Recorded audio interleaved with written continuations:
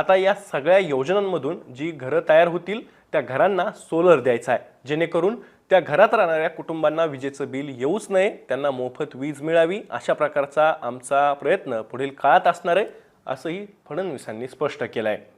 की काही अटी अशा होत्या की ज्याच्यामुळे गावातला गरीब हा काही प्रमाणात 10% हा त्या अटी शर्तींमुळे कुठेतरी अडकलेला आहे.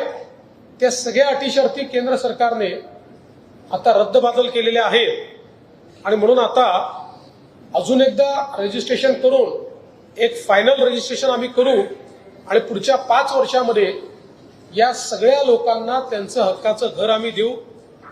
आणि हे करत असताना आमचा प्रयत्न आहे की प्रधानमंत्री आवास योजना असो, मोदी आवास योजना असो, जन्मन आवास योजना असो, शबरी आवास योजना असो, रमाई आवास योजना असो, आता या सगळ्या योजना